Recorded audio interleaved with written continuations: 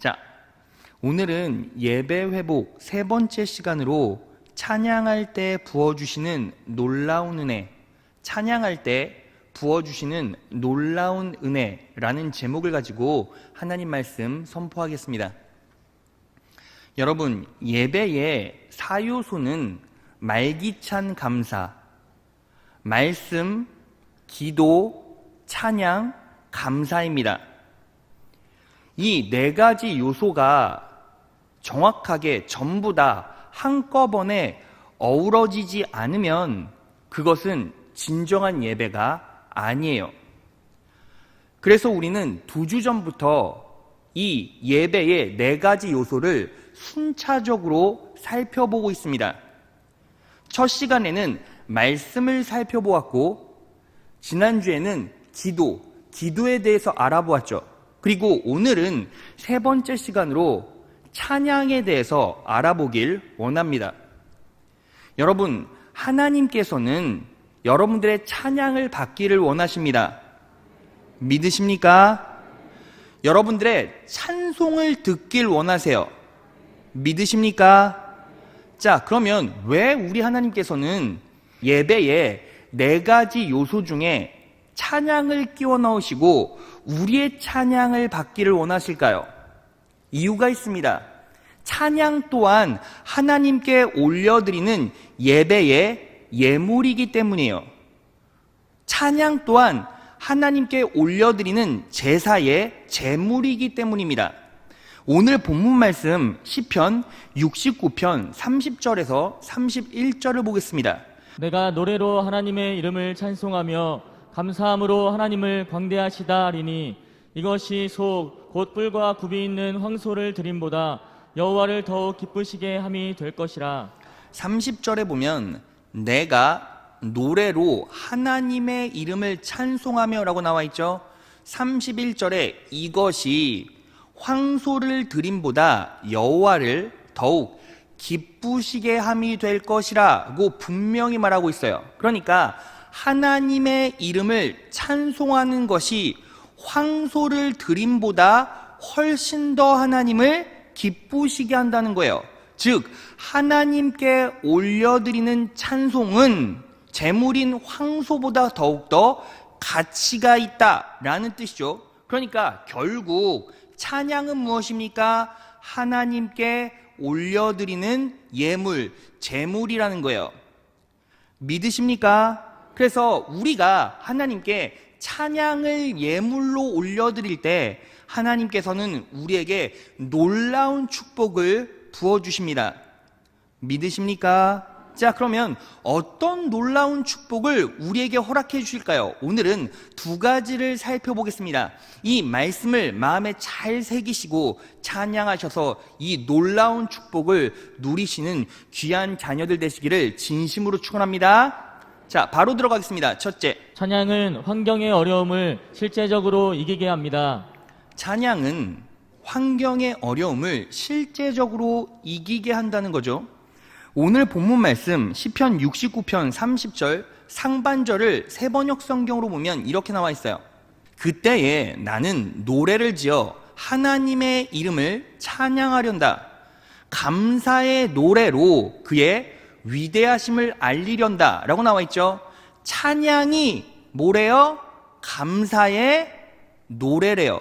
그러니까 찬양이 무엇입니까? 찬양은 하나님께 올려드리는 감사라는 거죠.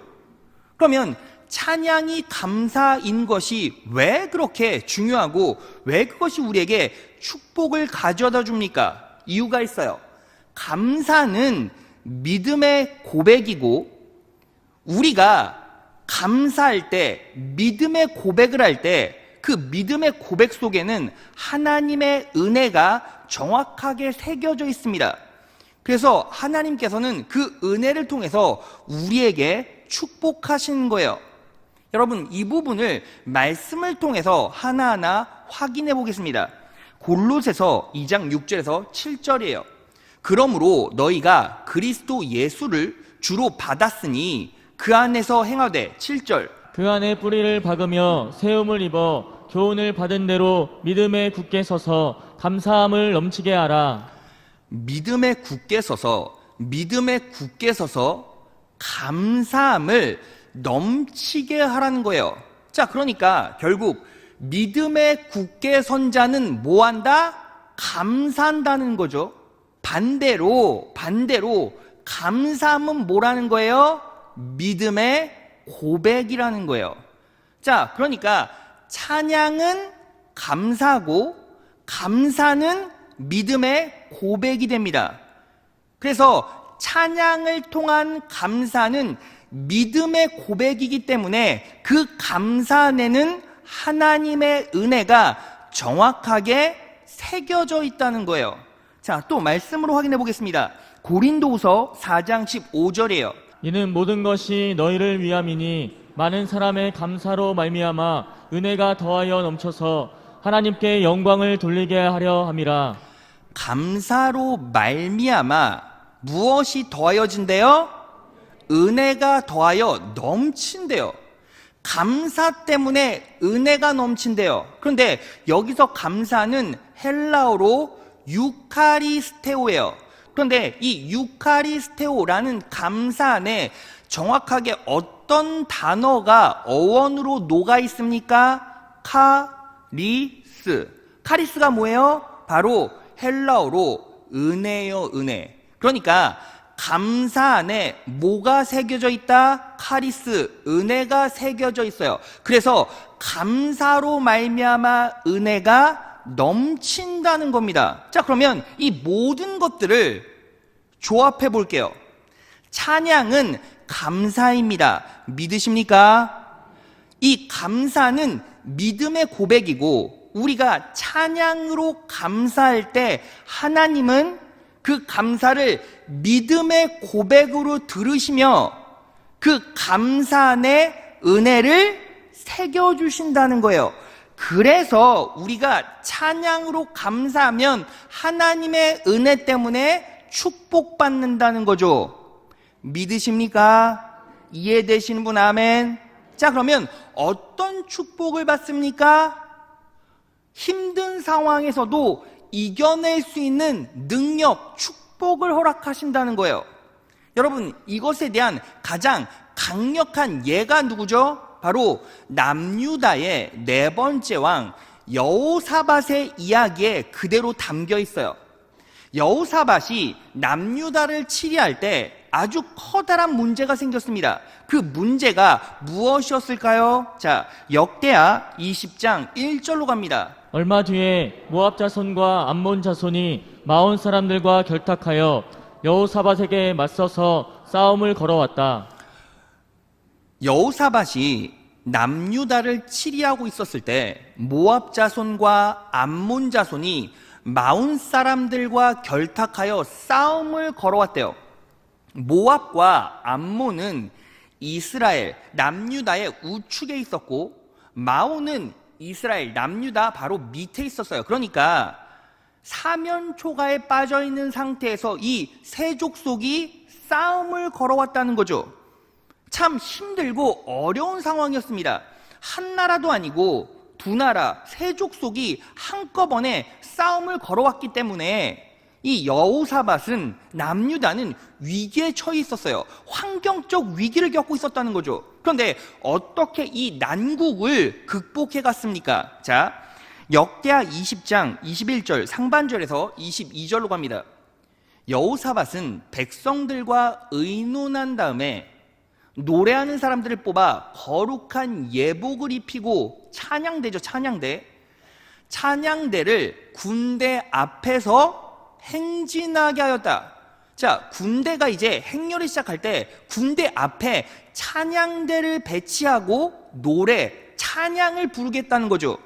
22절, 노래하는 사람들이 그렇게 노래를 부르니 하나님께 찬양을 올려드리니 주님께서 복병을 시켜서 유다를 치러 온 암몬 자손과 모압 자손과 세일산에서 온 사람들 마온 족속들을 치게 하셔서 그들을 대파하셨다라고 나와 있어요. 그러니까 노래하는 사람들 찬양대가 군대 맨 앞에서 전쟁이 시작되기도 전에 찬양을 하니 주님께서 그들을 대파하셨다는 거예요. 믿으십니까? 자, 그러면 결국 뭐예요? 찬양이 환경의 어려움을 극복하게 만들었어요. 찬양이 전쟁에서 승리하게 만들었습니다. 믿으십니까? 자, 그런데 그 찬양의 내용, 그 찬양의 실체가 뭐였죠? 자, 역대하 20장 21절 하반절로 갑니다. 또 노래하는 사람들이 주님께 감사하여라 그의 인자하심이 영원하다 하면서 주님을 찬양하게 하였다. 또 노래하는 사람들이 맨 앞선 자리에서 찬양을 했던 사람들이 어떻게 찬양했어요?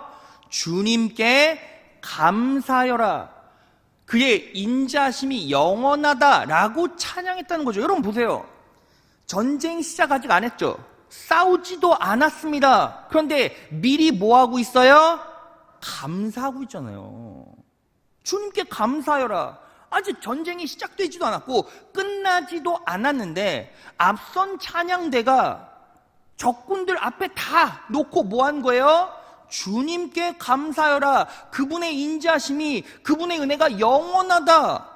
앞서 뭐 한 거죠? 감사한 거죠. 앞서 감사한 것을 우리는 뭐라고 말합니까? 믿음의 고백이라고 말하죠. 여러분, 그래서요, 결국 정리해보면 이런 거죠.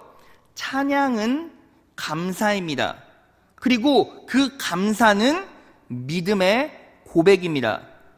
믿음의 고백을 찬양의 감사로 할 때 그 안에는 하나님의 은혜가 새겨져 있습니다. 그 은혜 때문에 결국 어떤 시련과 역경이 온다 할지라도 우리는 극복하고 이길 수 있습니다. 전쟁에서 승리할 수 있습니다. 역경에서 일어날 수 있습니다. 고통에서 해방될 수 있습니다. 믿으십니까? 그 놀라운 은혜가 찬양 가운데 담겨 있다는 거죠. 그런데 여기서 이런 질문을 하는 성도들이 분명히 있어요. 목사님, 저도 찬양 많이 했어요. 그리고 찬양도 많이 들었습니다. 그런데 왜 제 환경은 변화되지 않죠? 아니, 저도 찬양 많이 하고 찬양 많이 들었는데 제 삶은요, 제 환경은요 드라마틱하게 변화되지 않던데요? 라고 말하는 성도들도 참 많이 있죠. 이유가 뭘까요? 자, 보세요. 하나님께서 환경을 극복시키실 때는, 환경의 어려움을 극복시키실 때는 두 가지 방법을 사용하십니다. 첫 번째는 환경을 바꿔주시던지, 또 하나는 그 환경의 어려움에 극복할 수 있도록 영적인 내구성, 영적인 능력을 허락해 주세요. 믿으십니까? 자, 그래서 찬양하는 자, 믿음의 고백을 하는 자, 당겨서 감사하는 자들은 하나님께서 그 모습 보시고 환경을 변화시켜 주시던지 아니면 그 환경에 맞서 이겨낼 수 있도록 내 마음을 강건하게 붙잡아 주신다는 거예요. 믿으십니까? 이건요, 그냥 약속이고 무조건입니다. 무조건입니다. 계약이에요. 믿으십니까? 자, 그것에 대한 제가 간증을 하나 하겠습니다. 우리 오늘 너무나 은혜롭게 찬양 인도해 주신 임경일 찬양전도사님 간증문이에요. 읽어드리겠습니다. 저는 어릴 때부터 찬양을 좋아했습니다. 주일학교 시절 찬양하는 시간이 너무나 행복했고 찬양을 하는 것이 기뻤습니다. 그래서 누구보다 큰 소리로 찬양을 불렀고 주변 사람들에게 노래 잘한다라는 칭찬과 인정을 받았습니다. 그렇게 찬양을 부르며 행복한 교회 생활을 하던 중에 고등부 찬양팀에서 찬양을 부르는 자리에 서게 되었지만 어느 순간 저는 가요에 눈을 뜨게 되었고 세상의 노래를 부르는 것이 너무나 좋아졌습니다. 그래서 친구들과 노래방에 다니기 시작했습니다. 많이 갈 때는 일주일에 5번 정도 갈 때도 있었습니다. 점점 제 삶에는 찬양보다 가요를 부르는 비중이 늘어갔고 하나님을 찬양하는 것보다 친구들과 세상의 노래를 부르는 것이 더 행복하게 느껴졌습니다.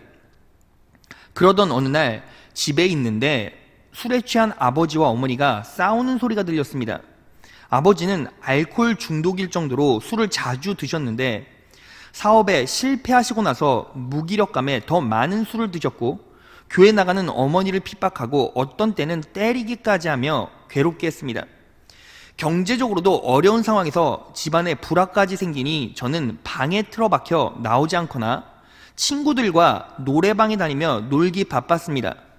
그렇게 현실을 도피하고 싶었던 것 같습니다. 힘든 하루하루가 반복되면서 더 이상 참기 힘들어 마음이 슬픔과 절망에 사로잡히려 하는데 그때 하나님께서 하나님을 행복하게 찬양하던 어린 시절을 떠올리게 하셨습니다. 그리고 지금 제가 찬양팀에서 찬양하는 자리에 있어야 한다는 것을 기억하게 하셨습니다. 결국 저는 하나님을 찬양할 수밖에 없었습니다. 찬양의 고백을 통해 하나님께서 저와 함께 하신다는 사실과 어떠한 상황 가운데서도 저를 사랑하신다는 것을 깨닫게 하셨습니다. 그러자 시끄럽고 어지러웠던 저의 마음이 언제 그랬냐는 듯이 평안해졌고 기쁨과 감사가 넘치게 되었습니다. 상황과 환경과 현실은 바뀌지 않았지만 저의 내면에 성령 하나님께서 임재해 주셔서 지금의 문제가 더 이상 힘들지 않게 느껴지는 것을 경험하게 되었습니다. 이렇게 찬양을 통한 놀라운 기적을 경험하고 저는 고등부 찬양팀을 하면서 평생 하나님을 찬양하는 삶을 살겠다고 다짐하고 고백하게 되었습니다. 그렇게 청년부에 올라와서도 당연하게 찬양팀을 하면서 하나님을 찬양하는 삶을 살게 되었고 그 자리에서 꾸준히 사역하다 보니 찬양팀의 리더가 되어 예배 자리에서 찬양을 인도하게 되었고 그렇게 지금까지 저의 인생은 찬양이 끊이지 않는 은혜 속에서 살아가게 되었습니다. 이 간증의 핵심을 보겠습니다. 찬양의 고백을 통해 하나님께서 저와 함께 하신다는 사실과 어떠한 상황 가운데서도 저를 사랑하신다는 것을 깨닫게 하셨습니다. 여러분, 우리가요 찬양을 깊이 있게 계속하다 보면 어느 순간 하나님께서 나를 너무나 사랑하시는구나 라는 것을 깨닫게 돼요. 그러자 시끄럽고 어지러웠던 저의 마음이 언제 그랬냐는 듯이 평안해졌고 기쁨과 감사가 넘치게 되었습니다. 상황과 환경과 현실은 바뀌지 않았지만 저의 내면에 성령 하나님께서 임재해 주셔서 지금의 문제가 더 이상 힘들지 않게 느껴지는 것을 경험하게 되었습니다. 여러분, 고등학교 때의 임경일 전도사님을 생각해 보세요. 여러분, 고등학교라는 나이는 질풍노도의 시기죠. 그 안에 박힌 상처는 절대로 쉽게 아물지를 않아요. 쓴뿌리로 작용될 수도 있고 평생의 상처로 남을 수도 있었죠. 가정에 불화가 있었습니다. 아버지가 알코올 중독에 빠져 있었고 때로는 어머니에게 폭력을 가했어요. 그러면 그런 부모님, 그런 가정에서 자란 그 사람은요 정상적일 수 있었을까요? 경제적으로도 힘들었대요. 할 수 있는 건 아무것도 없죠. 그렇게 힘들고 어려운 상황 가운데서 하나님을 찬양하기로 고백하고 약속하고 찬양했어요. 그런데 현실은 바뀌었습니까? 바뀌지 않았습니다. 상황은 바뀌었습니까? 바뀌지 않았습니다. 문제는 해결됐습니까? 문제는 해결되지 않았어요. 그런데 찬양할 때 하나님의 사랑을 느끼게 되었고 내면의 깊은 평안함과 기쁨과 감사함이 일게 되었습니다. 그래서 그 능력으로 어려운 환경을 극복하고 일어났죠. 그 은혜의 흔적, 그 축복의 흔적으로 찬양하는 자리에 있게 되었고 결국은 내 인생을 하나님께 온전히 올려드리는 찬양 사역자로 서게 되었어요. 여러분, 하나님을 찬양한다라는 것,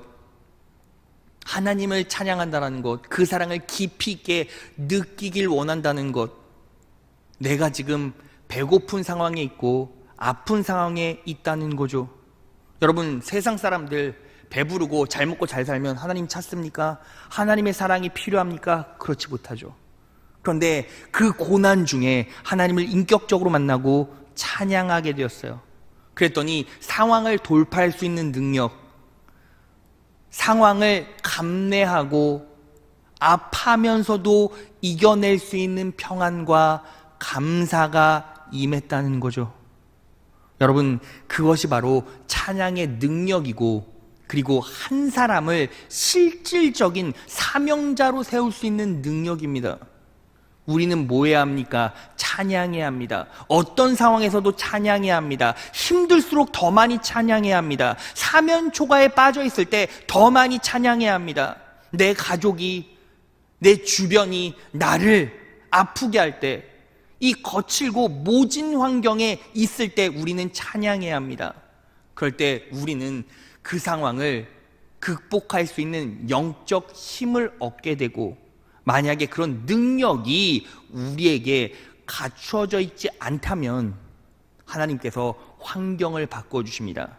그렇게 우리를 다뤄주시고 성장시켜 가신다는 거예요. 찬양하십시오. 찬양할 때 환경을 이기는 축복이 임할 것입니다. 그렇게 찬양하시는, 찬송하시는, 믿음의 고백하시는, 감사하시는 여러분 되시기를 진심으로 축원합니다. 자, 둘째, 찬양은 거룩하지 않은 것들을 전부 물러가게 합니다. 찬양은 거룩하지 않은 것들을 전부 물러가게 한다는 거예요. 여러분, 이 진리를 우리가 정확하게 체득하기 위해선 원리를 알아야 돼요. 자, 그래서 시편 22편 3절로 갑니다. 찬송 중에 계시는 주여, 우리 하나님 아버지께서 찬송 중에 계신데요. 근데 여기서 계시는, 계시다라는 히브리어 야샤브는 살다, 앉다, 내려오다라는 뜻이죠. 그러니까 우리가 찬송 중에, 우리가 찬양할 때 그 찬양 중에 누가 내려오세요? 성령 하나님께서 내려오시는데 그분은 어떤 분이십니까? 거룩하시니다. 그분은 거룩하시다는 거죠. 자, 정리해보면 이런 거예요. 여러분들이 찬송합니다. 여러분들이 찬양합니다. 그런데 그 찬양 가운데 누가 임재하십니까? 성령님이 임재하시고, 그리고 그 임재한 자리는요 어떻습니까? 거룩하다는 거예요. 그래서 그 거룩한 자리에는 더러운 것, 부정한 것, 거룩하지 못한 것들이 전부 다 침투할 수가 없어요. 들어올 수가 없습니다. 섞일 수가 없어요. 여러분, 이것에 대한 가장 강력한 예가 무엇입니까? 하나님께서 모세를 부르셨어요. 모세가요 미디안 광야에서 양을 치다가 호렙산으로 갑니다. 갔는데 떨기나무 한 그루에 불이 붙어 있는 거예요. 하나님께서 불로 떨기나무에 임재하신 거죠. 근데 놀라운 사실이 뭐냐면 막 불이 임했는데 나무가 타질 않는 거예요. 그래서 모세가 어떻게 저렇게 떨기나무 한 그루에 불이 저렇게 크게 타고 있는데 어떻게 나무가 타 없어지질 않지? 그러니까 신기해서 나무 곁으로 간 거죠. 그랬더니 불로 임재하신 하나님께서 모세에게 이렇게 말씀하십니다. 출애굽기 3장 4절에서 5절이에요. 모세가 그것을 보려고 오는 것을 보시고 하나님이 떨기 가운데서 모세야 모세야 하고 그를 부르셨다. 모세가 대답하였다. 예, 제가 여기 있습니다. 하나님이 말씀하셨다. 이리로 가까이 오지 말아라. 내가 서 있는 것은 거룩한 땅이니, 내가 서 있는 곳은 거룩한 땅이니, 내가 떨기나무로 임재한 그 땅, 그 장소는 거룩한 땅이니 너는 무엇을 벗어라? 신을 벗어라. 여러분, 신이 상징하는 게 뭐예요? 신. 내가 신발 신고 있는 신. 더러움을 상징해요. 그러니까 여기는 거룩한 땅이니, 구분된 땅이니 네가 여기서 나와 독대하기 위해선 뭐 해라? 더러움을 제거하라. 부정한 것을 제거하라. 이 뜻인 겁니다. 자, 그러면요, 우리에게 더러운 것이 무엇일까요? 우리에게 부정한 것이 무엇일까요? 물론 지금 내가 생각하고 있는 그 죄일 수도 있어요. 그런데 나를 죄에 빠뜨리고 나를 거룩하지 못하게 만들고 내 심령과 내 육신을 더럽게 만드는 실체적인 능력 있는 대상이 누구예요? 바로 사단이에요. 사단. 여러분, 결국 사단이 역사할 때 우리는 욕망으로 반응하게 되고 욕심대로 반응하다가 결국 사망에 이르게 되고, 어떻게 됩니까? 역사하는 중에는 사단의 영향력 때문에 눌려요. 압박감을 느끼고 불안감을 느낀다는 거죠. 왜? 사단이 그런 존재이기 때문이에요. 자, 말씀 찾아볼까요? 사도행전 10장 38절이에요. 하나님이 나사렛 예수에게 성령과 능력을 기름 붓듯 하셨음에 저가 두루 다니시며 착한 일을 행하시고 마귀에게 눌린 모든 자를 고치셨으니, 자, 마귀는 어떤 자입니까? 누르는 자죠. 누르는 자. 여기서 누르다라는 헬라어는 복합적인 의미를 가지는데 정신적으로 학대하다, 폭력을 가하다라는 뜻이에요. 자, 그러니까 사단이 누르면 우리는 어떤 감정을 느끼게 됩니까? 누르면 눌리니까 중압감을 느끼죠. 그런데 그 중압감은 정신적인 폭력과 학대가 될 수 있다는 거예요. 자, 그러니까 여러분 보세요. 세상에 사람들은 사단이 역사하고 사단이 조종하죠. 그리스도인들도 성령 충만하지만 사단이 영향력을 발휘하면 우리도 눌려요. 우리도 눌린다고요. 그러면 눌리면 어떤 일이 벌어집니까? 눌리니까 정신적으로 아프고 피곤하죠. 불안해지죠. 두려워지죠. 압박감을 느끼죠. 그리고 어떻게 됩니까? 우울해져요. 우울해진다고요. 여러분, 지금 이 코로나 사태에 가장 대두되고 있는 질병이 뭔지 아십니까? 우울증이에요. 우울증. 제가요 3일 전에 목요일 날 어떤 라디오 방송 기사를 보고 제가 스크랩했습니다. 소개해 드릴게요. 국민 20% 우울증, 대선 공약엔 자살 예방 안 보인다. 코로나19가 장기화되면서 국민 5명 중 1명은 우울 위험 상황에 놓였다는 조사 결과가 나왔습니다. 그뿐만 아니죠. 경제적 심리적 불안과 고통에 시달리는 이들이 스스로 목숨을 끊는 일도 멈추지 않음에도 이 문제를 공약으로 내세운 후보들은 아직 보이지 않습니다. 안타깝지만 OECD 국가 중에 아직도 자살률은 1위입니다. 현재에도 하루에 한 36명 정도가 자살을 시도하고 있습니다 라고 나와 있어요. 여러분, OECD 국가 중에 자살률 1위고 현재에도 하루에 한 36명 정도가 자살을 시도하고 있대요. 여러분, 36명이 하루에 자살을 시도하고 있다는 건 우리가 지금 예배 한 1시간 정도 드리지 않습니까? 1시간 동안 2명 가까운 사람들이 어딘가에서는 자살 시도하고 있다는 거예요. 여러분, 자살 시도하면요 50%의 확률로 봤을 때 2명 중에 1명은 자살해서 죽고 1명은 자살해서 죽지는 않았지만 정신적, 육체적 후유증을 겪겠죠. 왜 이런 일이 벌어집니까? 왜 자살하죠? 왜 다리에서 뛰어내립니까? 왜 목을 매답니까? 왜 우울해서 죽을 것만 같습니까? 눌려서 그렇죠. 눌려서 뭐에 눌립니까? 보이지 않는 미래, 보이지 않는 비전, 보이지 않는 소망, 보이지 않는 재정적인 문제 해결, 이런 것들이 나를 압박해오죠. 내가 내 스스로를 책임져야 된다는 생각이 커지면 커질수록 우울감은 더 많아져요. 더 커져요. 왜? 우리는 우리 스스로도 제대로 건설 수 없으니까. 근데 여러분, 중요한 게 뭐예요? 여러분들은 하나님의 자녀예요. 하나님의 자녀들은 하나님이 보호하십니다. 하나님이 인도하십니다. 하나님께서 은혜 베풀어 주십니다. 믿으십니까? 여러분, 인생은요 롤러코스터를 타는 것 같아요. 인생을 살다 보면 고점을 칠 때가 있어요. 천장 칠 때가 있다는 거죠. 높이 올라갈 때도 있어요. 그런데 수직 하강할 때도 있어요. 바닥 치는 날도 있다는 거죠. 그런데 여러분, 여기서 롤러코스터 타신 분, 타본 경험이 있겠지만 롤러코스터 타고 죽었습니까? 절대로 죽지 않아요. 왜 죽지 않습니까? 롤러코스터는 안전하니까. 하나님의 자녀들의 삶이 그래요. 인생이 어때요? 천장 칠 때도 있고 바닥 칠 때도 있어요.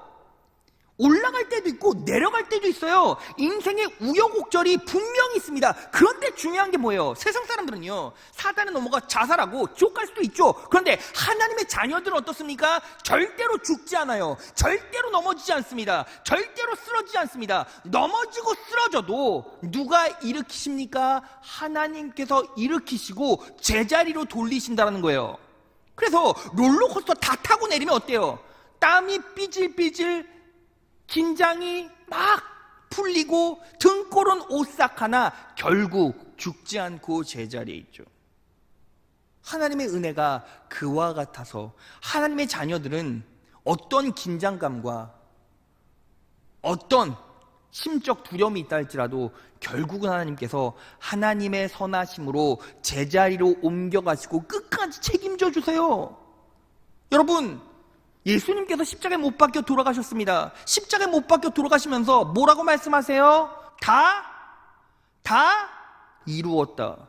그럼 여러분들은 누구 안에 있는 거예요? 예수 그리스도 안에 다 이루심 안에 있죠. 여러분들의 인생 계획은 누가 책임져 주십니까? 하나님께서 책임져 주시죠. 그런데 뭐가 걱정이에요? 문제는 뭐예요? 그럼에도 불구하고 바닥까지 떨어지는 밑바닥 보면서 우리는 어때요? 두려워합니다. 누가 여러분들을 눌러요? 사단이 누른다는 거죠. 그래서 여러분들은 그 중압감을 겪고 있으면 두려웁니다. 불편해요. 염려됩니다. 무서워요. 미래 때문에 힘들어합니다. 여러분, 결국 겪어내면 하나님의 은혜만 남아요. 하나님의 자녀들은 하나님 철저히 의지하고 말씀 붙잡고 기도하고 찬양하며 하나님 앞에 온전히 나아가기만 하면 누가 책임져 주십니까? 하나님께서 책임져 주신다고요. 그런데 우리는 어때요? 우리 삶은 어떻습니까? 보면 사단이 누를 때 바닥으로 떨어지는 내 모습을 보면서 어때요? 무서워한다고요. 두려워한다고요. 염려한다고요. 정신적으로 학대받는 느낌도 들고 누구에게 얻어맞은 것처럼 온몸, 내 영혼이 전부 다 쑤시고 아프고 그리고 눈 떠보면 남는 게 없는 것 같고 여러분, 사단이 역사하고 있는 거예요. 사단이 역사하고 있습니다. 그럴 때 우린 뭐 해야 합니까? 여러분, 제가요 여러분들에게 말씀드렸죠. 가장 강력한 무기가 뭐예요? 말씀 붙잡고 기도하는 거. 말씀 붙잡고 기도하는 거. 그런데 문제는 뭐예요? 여러분 실제로 아파봤습니까? 실제로 영적으로 바닥 쳐본 적 있어요? 여러분, 요즘에요 우리 교회가 금요생수회강에 사람들이 막 넘쳐요. 그래서 본당에서 앉지도 못하고 임마누엘 성전으로 갑니다. 그런데 그런 사람들 면면을 보면 어때요? 영적으로 고장난 사람들이 아니라 성령 충만한 사람들이 말씀 붙잡고 기도하기 위해서 자리에 와요. 근데 문제는 뭐예요? 실제로 영적으로 피폐하고 아픈 자들은 말씀 붙잡고 기도하자 하면 어때요? 기도합니까? 안 하죠. 말씀 듣지도 않고 기도할 힘도 없어요. 능력이 없다고요. 여러분, 실제로 여러분들은 스스로를 자랑스럽게 생각하셔도 돼요. 왠지 아십니까? 여러분들은 이 자리에 나와서 말씀 듣고 있고 말씀 붙잡고 기도하잖아요. 성령님께서 여러분들을 붙잡고 계시고 여러분들은 그래도 영적으로 살아갈 만한 능력이 있는 거예요. 그런데 실제로 진짜 영적으로 피폐해요. 막 자살 충동이 일어나고 실제로 자살 시도까지 했어요. 그런 사람들은 예배 자리에 나옵니까? 안 나와요. 여러분, 여기서도요 바닥 쳐본 사람 있잖아요. 영적으로 바닥 쳐보신 분들 있잖아요. 어때요? 예배 자리로 나오고 싶습니까? 아니요. 만사가 다 귀찮아요. 그럼 어떻게 해요? 그래서 하나님께서 우리에게 무엇을 주신 거예요? 찬양을 주신 거라고요. 그럼 우리는 어떻게 합니까? 아무것도 하기 싫어요. 전부 다 영적인 무기력증에 빠졌습니다. 그럼 뭐 해야 합니까? 찬양 틀어놓으세요. 찬양 그냥 들으시는 거예요. 그냥 처음에는 무의미하다, 이게 뭐야? 그냥 틀어놓으세요. 틀어놓으시고 듣고 그냥 흘려보내고 싶으면 흘려보내세요. 듣고 그런데 찬양을 지속적으로 듣다 보면 어떤 일이 벌어지는지 아십니까? 여러분, 찬양 가사는요 장송곡 같지가 않아요. 찬양 가사들 하나하나 다 읽어보면 어때요? 전부 다 감사하고 믿음의 고백이에요. 여러분들이 찬양 듣고 그리고 후렴 나올 때 아는 데 나오면 그냥 흥얼거리시고 중얼거리세요. 그냥 편하게 탈 때도 자전거 탈 때도 걸을 때도 직장에서 쉬는 시간에도 계속 찬양 들으세요.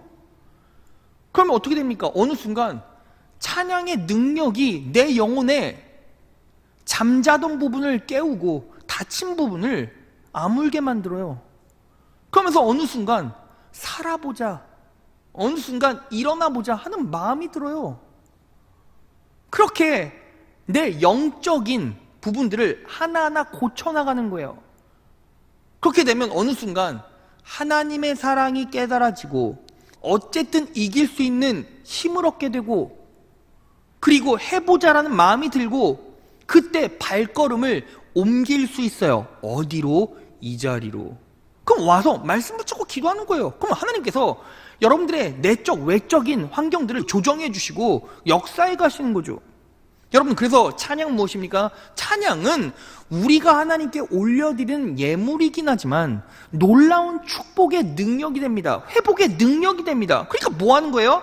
찬양 듣고 고백하시고 찬양하시라고요. 여러분, 이렇게 찬양으로 사단의 역사를 물리친 사람이 누가 있습니까? 바로 이스라엘의 초대왕 사울이에요. 하나님께서 사울을 왕의 자리에서 내리시기로 작정하시고 그리고 다음 왕을 준비했어요. 그때 사울에게 성령 하나님께서 떠나가십니다. 성령 하나님께서 떠나가시니까 사단이, 악령이 사울에게 임한 거예요. 그때 그 사울이 어떻게 이 고통의 상황들을 극복하고 이겨냈습니까? 자, 사무엘상 16장 23절이에요. 그리하여 왕궁에 머물게 된 다윗은 악한 영이 사울에게 덮칠 때마다 수금을 탔다. 그러면 사울의 답답한 마음이 가벼워지고 악한 영도 그에게서 떠나갔다. 다윗은 악한 영이 사울에게 덮칠 때마다 수금을 탔다. 그러면 악한 영도 그에게서 떠나갔다라고 나와 있어요. 여러분, 그런데 사울이 악령이 있었을 때 다윗이 켰던 그 수금, 그 찬양은요, 찬양이 맞습니까? 어떤 성도는 이렇게 의심할 수 있죠. 목사님, 다윗이 탄 수금이 찬양인지 트로트인지 뭐 힙합인지 R&B인지 알게 뭐예요? 라고 말하시는 분이 있어요. 자, 다윗은 평생 어떻게 수금을 타며 하루를 시작했는지 아십니까? 자, 시편 108편 1절에서 4절이에요. 오 하나님, 나의 마음은 흔들리지 않습니다. 내가 마음을 다해 노래하며 찬양합니다. 마음을 다해 노래하며 찬양합니다. 2절, 비파야 수금아 일어나라. 내가 새벽을 깨울 것이다. 수금으로 찬양하는 것으로 뭐예요? 새벽을 깨웠다는 거죠. 하루를 시작했다는 거예요. 자, 3절, 여호와여 모든 나라 가운데서 내가 주께 감사드리며 모든 백성들 가운데서 주를 찬양하겠습니다. 왜냐하면 주의 크신 사랑은 하늘보다 더 높으며 주의 신실하심은 하늘에 이르기 때문입니다. 이 시편 108편은 다윗의 찬양시이고 다윗이 무엇을 노래하며 찬양했습니까? 감사드리며 하나님께 감사했죠. 감사함으로 찬양드렸고 주의 크신 사랑, 주의 신실하심을 찬양했다는 거예요. 자, 그러면 다윗이 켠 수금은 당연히 감사함, 사랑, 신실함을 찬양한 연주였겠죠. 다윗의 찬양이 사울의 임한 악령을 몰아냈습니다. 사단의 역사를 물리쳤다는 거예요. 그래서 우리는 어떻게 합니까? 사울처럼요, 듣기 시작하세요. 대중가요 이런 거 하지 마시고, 여러분 대중가요 다 인간의 사랑 아닙니까? 결국에는. 근데 인간의 사랑이란 게 어때요? 그냥 헤어져 하면 끝나는 게 인간의 사랑이에요. 아무리 천년만년 지금 죽겠다 못 살겠다 막 난리 내도 그냥 헤어져 하면 끝나는 게 인간의 사랑 아닙니까? 그런데 우리가 하나님의 자녀로 이 자리에 있어요. 그러면 하나님께서는 여러분들을 포기를 하지 않으세요. 여러분들은 하나님 편에서 하나님을 잠깐 떠날 수 있을지 몰라도 하나님께서는 여러분들을 절대 버리지 않습니다. 예수 그리스도의 십자가의 구속의 은혜가 여러분들에게 이미 임했고, 여러분들이 하나님을 아버지라고 부르고 예수 그리스도의 십자가의 구속의 은혜를 믿음으로 받아들이는 순간부터 하나님께서는 절대로 여러분들을 놓지 않으세요. 버리지 않으십니다. 끝까지 여러분들을 지키시고 사랑하십니다. 그럼 우린 뭐만 하면 돼요? 그분을 의지하며 찬양하며 그분의 은혜를 누리기만 하면 돼요. 제가 말씀을 정리하면서 간증 하나를 더 소개해드리고 정리해 보겠습니다. 우리 교회에 오교구 정경희 집사님 간증이에요. 여러분, 우리 오늘 예배당 올라올 때 엘리베이터 안에 그리고 밖에 표찰 붙어 있었죠. 안내판, 광고판. 자, 그거를 헌물해 주신 분이에요. 자, 그분이 써주신 간증입니다. 이분이요, 수십 년 동안 2부 예배 성가대 하시고, 그리고 항상 하나님께 찬양 올려드리는 걸 삶의 내 영혼의 인생의 낙으로 여기며 이 자리까지 오신 분이에요. 그분이 간증을 써주셨습니다. 저의 남편은 몇 년 전부터 협심증으로 인한 심정지로 여러 번 쓰러져 죽을 고비를 수차례 넘겼습니다. 그때마다 하나님의 은혜로 소생시켜 주셔서 지금은 처방받은 약을 복용하며 정상적인 생활을 하고 있습니다. 하지만 가끔씩 찾아오는 육신의 연약함으로 인한 고통은 여전히 기도 제목으로 남아 있습니다.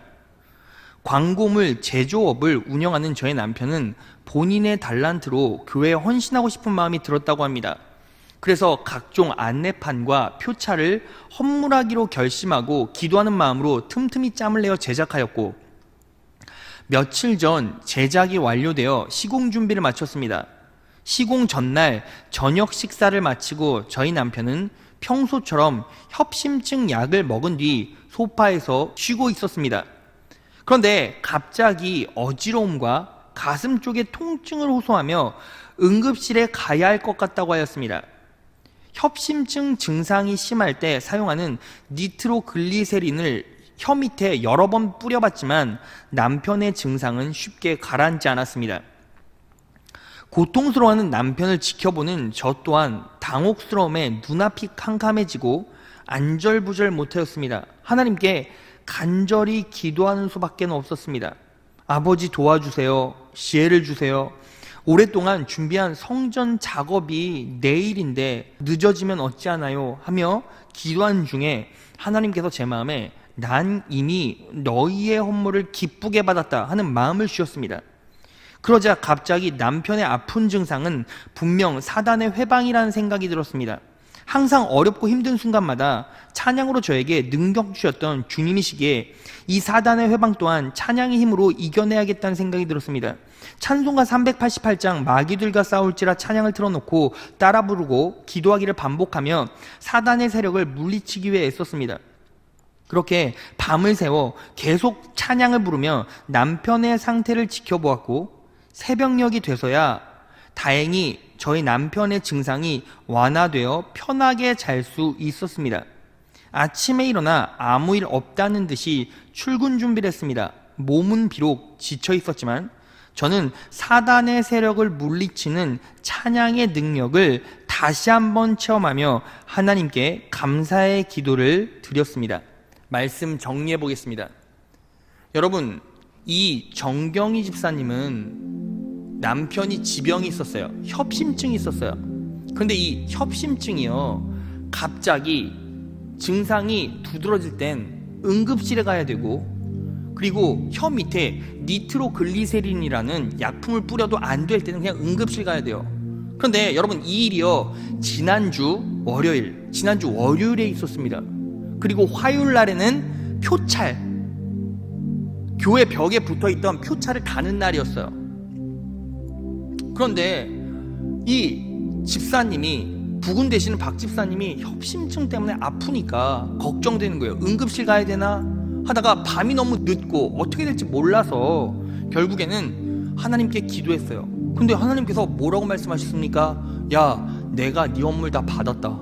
이렇게 강력한 마음을 주시더래요. 그럼 이 말은요, 둘 중에 하나죠. 내가 네 중심을 받았다, 이거 하나랑 너는 내일 표찰 작업을 하게 될 거야, 이거죠. 그러니까 그런 확신이 마음의 믿음으로 막 오니까, 아, 그러면 지금 이건 사단의 회방이구나 라는 생각이 갑자기 팍 든 거예요. 그래서 뭐 했습니까? 찬송가 388장을 틀어놓고 계속 찬양하고 기도하고 찬양하고 기도하고 찬양하고 기도한 거예요. 그런데 어떤 일이 벌어졌습니까? 병 증세가 잦아들고 협심증이 갑자기 개선이 되면서 잠을 푹 자고 어느 때와 다름없이 출근해서 표찰 붙였어요. 그리고 나서 화요일, 수요일, 목요일까지 표찰 다 붙이고 끝내고 교회 작업을 다 마무리했습니다. 여러분, 이 정경희 집사님이 이 간증을 하는데 진짜 놀라웠어요. 실상은 제가요, 간증문이 수백 개가 있는데 근데 찬양 간증은 많지가 않아요.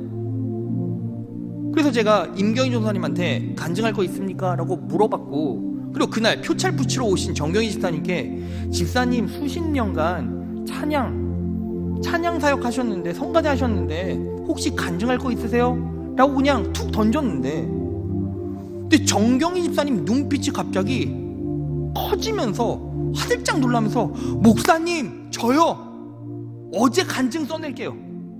그러고선 바로 써주신 거예요. 근데 여러분, 놀라운 사실 뭔지 아십니까? 설교 다 준비하고 기도하고 있는데 그 간증 받아보니까 놀라워요. 그냥 딱 이 간증 쓰라고 하나님께서 주신 거예요. 무슨 얘기입니까? 하나님께서는 진짜 기적을 일으켜 주시고, 그리고 여러분들이 영적으로 자유해지길 원하세요. 여러분, 이 자리에서 인생을 통틀어 삶을 관통하다가 눌리는 분 있습니까? 중압감을 느끼는 분 있습니까? 내가 가장이기 때문에, 내가 아내이기 때문에, 내가 내 인생을 설계하고 책임져야 하기 때문에, 내 미래 때문에, 내 소망 때문에, 내 가정의 문제 때문에, 내 재정적인 문제 때문에, 내 환경적인 문제 때문에 눌리고 아파하는 성도 있습니까? 여러분, 예수님을 믿으세요. 주 안에서 그분을 바라보세요. 그러면 하나님께서 나를 얼마나 사랑해 주시고 지금까지 역사해 주셨는지를 알 수가 있어요. 여러분들의 모습은 어떻습니까? 찬양하는 삶을 살아가고 있습니까? 오늘 앞에서 찬양팀이 사력을 다해서 영광스럽게 찬양했어요. 그러면 여러분들은 이 자리에서 찬양하는 자로 서 있었습니까? 아니면 찬양을 구경하는 자로 있었습니까? 여러분들의 입술의 고백 가운데는 감사가 터져 나왔습니까? 믿음의 고백이 터져 나왔습니까? 그 믿음의 고백 가운데는 하나님의 은혜가 새겨져 있고 축복의 도화선이 되는데, 여러분들은 이 놀라운 찬양 시간을 내 능력으로 바꿔냈습니까? 여러분, 제가 제일 싫어하는 말이 뭔지 아세요? 준비 찬양이라는 말이에요. 여러분, 성경 어디에도 준비 찬양이란 말은 없어요. 여러분, 우리 교회도요, 몇 년 전에는 예배 시작하기 전에 뭐 했습니까? 준비 찬양했죠. 맞지 않아요? 왜요? 찬양은 예배의 기둥이고 요소이기 때문입니다. 준비 찬양이란 말은 있을 수가 없어요. 찬양이 예배입니다. 찬양이 예배예요. 그럼 여러분들은 하나님의 놀라운 축복과 은혜로 살아가는 능력의 자녀들인데, 그 능력을 오롯이 내 것으로 소유하며 이 자리까지 왔습니까? 여러분들 죽어도 천국 갑니다. 예수님께서 여러분들을 붙잡고 계세요. 그런데 하나님의 은혜는 나 죽어 천국 간다라고 끝나는 것이 아니라, 내가 예수를 믿고 의지하는 순간, 지금 이 순간부터 하나님께서 부어주신 놀라운 은혜와 축복을 누릴 수 있는 거예요. 그럼 여러분들은 예배를 하면서 찬양하십니까? 내 입술에는 언제나 감사와 믿음의 고백이 있습니까? 그걸 놓치고 있다면 우리는 삶을 살아가면서 또 바닥으로 떨어져 갈 때, 또 롤러코스터와 방불한 인생을 살아갈 때 우리는 결국 사단의 영향력으로 눌립니다. 염려가 찾아와요. 중압감이 옵니다. 여러분, 절대로 여러분들은 망하지 않을 것입니다. 쓰러지지 않을 것입니다. 유기되지 않을 것입니다. 지치지 않을 것입니다. 하나님 바라보시고 그분 붙잡으시면 그분이 책임져 주십니다. 여러분, 오늘 이 말씀을 붙잡고 진정한 예배자, 진정 찬양하는 자로 거듭나십시오. 내 입술의 고백 가운데 하나님을 열렬하게 찬양할 때 하나님께서 여러분들의 입술의 고백 가운데 은혜를 새겨주시고 축복의 길로 나아가게 하실 것입니다. 이 영적 원리를 잘 새겨넣으셔서 한 사람도 빠짐없이 하나님께서 주시는 놀라운 은혜의 길, 능력의 길, 축복의 길 걸어가시는 귀한 자녀들 되시기를 진심으로 축원합니다.